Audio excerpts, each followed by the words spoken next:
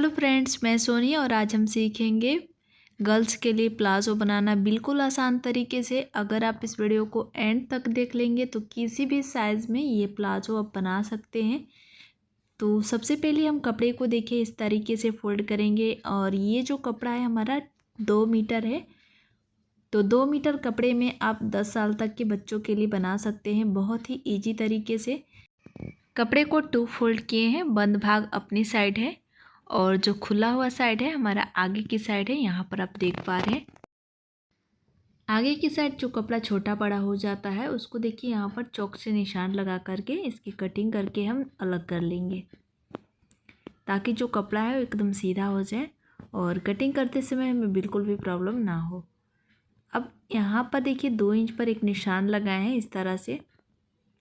ये निशान हम बेल्ट के लिए लगाए हैं, बेल्ट लगाएंगे या फिर आप इलास्टिक लगाएंगे। 2 इंच आपको एक्स्ट्रा रखना है। और अब यहाँ से पैंट का लंबाई लेंगे तो पैंट का जितना आपको रेडी लेंथ रखना है उतना आपको यहाँ पर ले लेना है।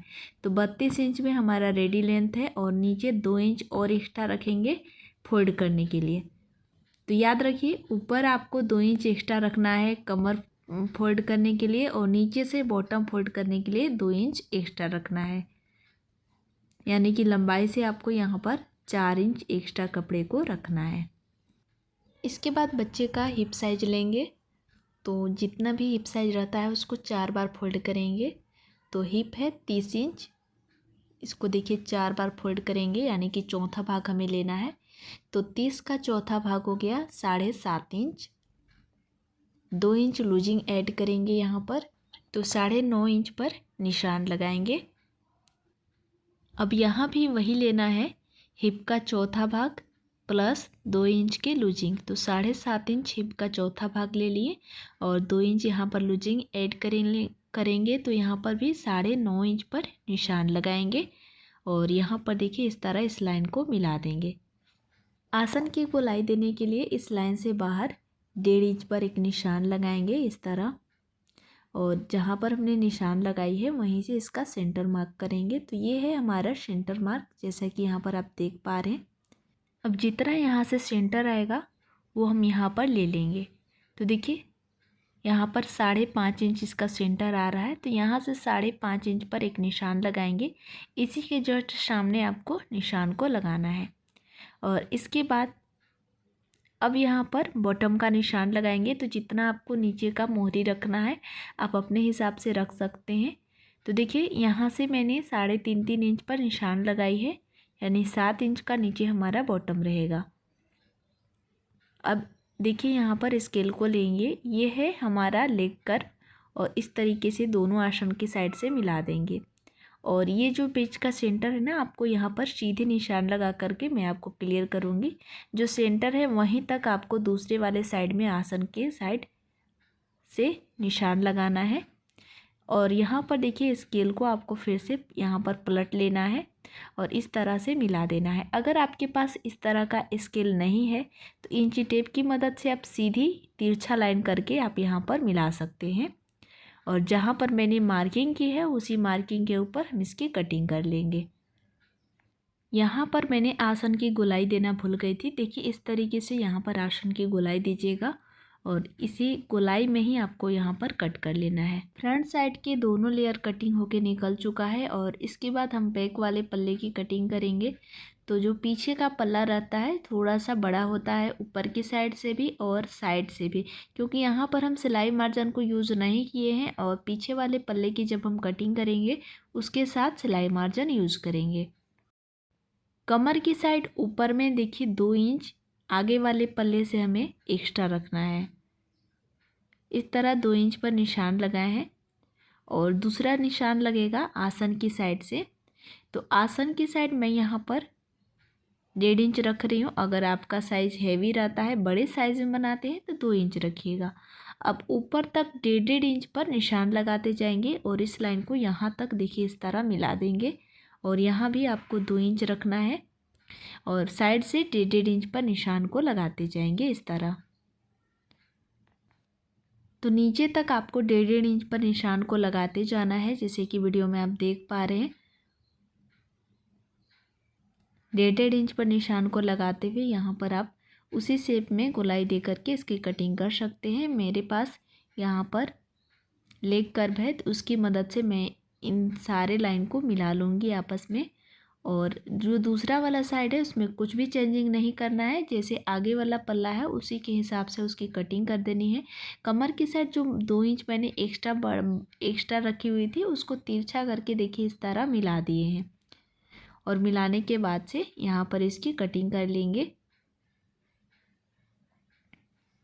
पीछे वाले पल्ले में 1.5 इंच बढ़ाना ज़रूरी होता है, क्योंकि आगे वाले पल्ले में मैंने कोई भी सिलाई मार्जिन ऐड नहीं की है। अगर आप 1.5 इंच पीछे की साइड से नहीं बढ़ाते हैं तो पैंट आपका पूरा कंफर्टेबल नहीं बनेगा। तो देखिए यहाँ पर हम उसी मार्किंग के ऊपर इसकी कटिंग कर लिए हैं। कटिंग करने के बाद से जो पीछे वाला पल्ला है उसमें इधर से जॉइंट है तो उसको भी कट करके निकाल देंगे। तो दोनों लेयर अलग अलग हो चुका है। इसके बाद पैकेट की कटिंग करेंगे। तो 2 फोल्ड कपड़े को रखे हैं और इसकी चौड़ाई रखे हैं 5 इंच और इसका लंबाई यहाँ से रखेंगे 9.5 से 10 इंच तक आप ले सकते हैं। स्केल से देखिए इस तरह से चौकोर बॉक्स बनाएंगे और बॉक्स बनाने के बाद से अब यहाँ पर 2.5 इंच पर एक मार्किंग करेंगे और जिस तरह आर्महोल का शेप देते हैं उसी शेप में आपको यहाँ पर इसकी कटिंग कर लेना है। पैकेट को कटिंग करके अलग कर लेंगे और उसके बाद दोनों साइड के आसन को ज्वाइंट करेंगे। ये है हमारा आगे का पल्ला, तो 1/2 इंच दबाते हुए आसन तक सिलाई लगाएंगे और दूसरे वाले पल्ले यानी कि पीछे वाले पल्ले में भी 1/2 इंच दबाते हुए दोनों साइड के आसन को ज्वाइंट करेंगे। तो यहाँ पर आप देख सकते हैं कि दोनों साइड के आसन को मैंने ज्वाइंट कर ली है इसी तरह। और इसके बाद अब हम इसको सीधी साइड से करेंगे, आगे वाले पल्ले को पीछे वाले पल्ले को साइड में करेंगे। और यहाँ पर देखिए सबसे पहले तो आपको ये क्लियर करना होगा कि ऊपर जब हम इलास्टिक लगाएंगे तो 2 इंच हमारा फोल्ड हो जाएगा, तो नीचे से यहाँ पर हमें 2 इंच और एक्स्ट्रा चाहिए। तो यहाँ से भी हम 2 इंच पर एक और निशान लगाएंगे और जहाँ पर मैंने यानी कि ऊपर से आपको 4 इंच की दूरी रखनी है। अब यहीं से हम पैकेट को ज्वाइंट करेंगे। तो देखिए पैकेट को इस तरह सीधी साइड रखेंगे, जहाँ पर मार्किंग है वहीं से पैकेट को रखे हैं और वहीं से देखिए 1 इंच की दूरी पर एक निशान लगाएंगे और नीचे से भी जहाँ पर हमारा कट है वहाँ से 1 इंच की दूरी पर निशान लगाएंगे। अब दोनों साइड की दूरी को मापेंगे तो 6 इंच का हमारा पैकेट बनेगा। अब यहाँ से यहाँ तक हमें सिलाई को लगाना है, यानी कि जहाँ तक मैंने निशान लगाई है वहीं तक चाप को ले जा कर के सिलाई लगाएंगे और फिर यहीं से मुड़ा देंगे, या फिर आपको यहाँ तक डबल सिलाई लगा लेना है। इसके बाद धागे को कट कर लेंगे और छोटे से कट यहाँ पर भी लगाएंगे जहाँ पर मैंने मार्किंग की थी, जहाँ पर मैंने सिलाई लगाना स्टार्ट की है वहीं पर दोनों साइड से कट लगाएंगे। कट लगाने के बाद से देखिए पैकेट को इस तरह पलट लेंगे और दोनों साइड का जो मुंह है एकदम एक तरफ कर लेना है इस तरीके से। अगर कट नहीं लगाएंगे तो दोनों साइड का मुंह एक तरफ नहीं होगा। और यहाँ पर देखिए एक सिलाई लगाएंगे इस तरह, जहाँ पर मैंने कट लगाई है वहीं से आपको यहाँ पर डबल लॉक करके सिलाई को लगा देना है पैकेट के ऊपर।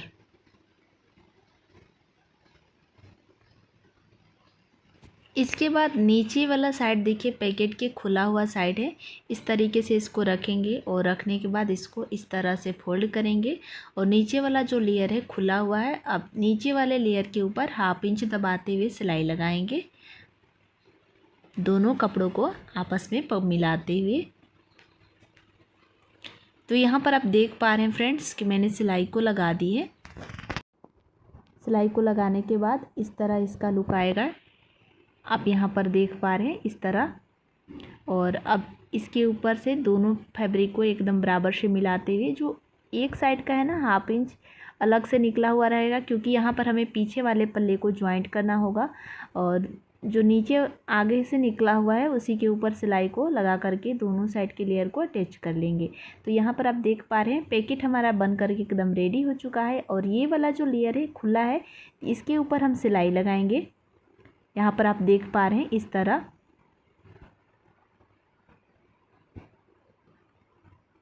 तो यहाँ पर सीधी सिलाई लगाना है आपको। पैकेट बन करके रेडी हो चुका है, यहाँ पर आप देख पा रहे हैं।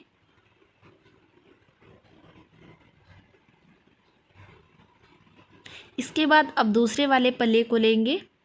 यहाँ पर आसन में मैंने सिलाई को लगा दी है और इसको पलट करके सीधी साइड से कर लेंगे। सीधी साइड करने के बाद जो आगे वाला पल्ला है जहाँ पर मैंने पैकेट को ज्वाइंट की है उसको इसके ऊपर से रखेंगे और बराबर से मिलाते हुए सबसे पहले दोनों साइड के आसन में सिलाई को लगाते जाना है। तो देखिए यहाँ पर हम बीच से ही सिलाई स्टार्ट करेंगे। इस तरह आसन की साइड से दोनों कपड़े को मिलाते हुए 1/2 इंच दबाते हुए यहाँ पर एक सिंगल सिलाई लगाएंगे। उसके बाद इसको पलट लेंगे और पलटने के बाद दूसरे वाले साइड से आसन की साइड यानी कि फिर से हम आसन की साइड ही चाँप को रखेंगे और दूसरे वाले साइड में सिलाई लगाएंगे। तो दोनों साइड का आसन हमारा सिल चुका है और इसके बाद हम साइड में सिलाई लगाएंगे दोनों साइड से। तो यहाँ पर आप देख पा रहे हैं इस तरह से दोनों साइड के कपड़े को आपस में मिलाते हुए 1/2 इंच दबाते हुए सिलाई को लगाते जाएंगे। तो जो दूसरा वाला साइड है उसमें मैंने सिलाई लगा ली है और अभी हमारा एक साइड और ओपन है। तो जिस तरीके से मैंने यहाँ पर 1/2 इंच दबाते हुए आसन की साइड सिलाई लगाई है उसी प्रकार दूसरे वाले साइड में भी सिलाई को लगाना है। तो यहाँ पर आप देख पा रहे हैं कि ये है हमारा पैकेट जहाँ पर मैंने पैकेट अटैच की थी उसी को देखिए आपस में मिलाते हुए 1/2 इंच दबाते हुए सिलाई को लगाते जाइएगा। पैकेट का जो पार्ट है वो सिलना नहीं चाहिए जैसे कि वीडियो में आप देख पा रहे हैं। 1/2 इंच ही मैं सिलाई लगा रही हूँ जितना कि मैं एक्स्ट्रा मार्जिन पैकेट के साइड से छोड़ के रखी हुई थी। दूसरे वाले साइड में भी मैंने सिलाई को लगा दी है और पैकेट यहाँ पर आप देख पा रहे हैं नहीं सिला है। इसके बाद दोनों साइड से बॉटम को नीचे की साइड फोल्ड करके सिलाई लगाएंगे। तो 2 इंच मैंने नीचे से बॉटम में सिलाई लगाने के लिए रखी हुई थी। तो 1 इंच यहाँ पर आप देख रहे हैं 1-1 इंच पर डबल फोल्ड किए हैं और फोल्ड करने के बाद पूरे राउंड में सिलाई को लगाते जाएंगे। तो सेम तरीके से दूसरे वाले साइड में भी बॉटम को फोल्ड करके सिलाई को लगा देना है। और इसके बाद अब हम इलास्टिक लगाएंगे। तो इलास्टिक आपको कमर के साइज़ के हिसाब से लगाना है। जितना कमर का साइज़ रहता है उसे 3 इंच कम करके हम इलास्टिक डालेंगे। तो हमारा कमर का साइज़ है 27 इंच तो उसमें से 3 इंच कम किए हैं 24 इंच का हम यहाँ पर इलास्टिक लगा रहे हैं। दोनों इलास्टिक को देखिए राउंड में इस तरह एक के ऊपर एक रख करके यहाँ पर 3 से 4 सिलाई लगा करके इसको रेडी करेंगे। धागे को कट कर लेंगे और उसके बाद इलास्टिक को पूरे कमर पर लपेटते हुए सिलाई को लगाते जाएंगे। तो किस तरीके से आपको लगाना है वो देख लीजिए।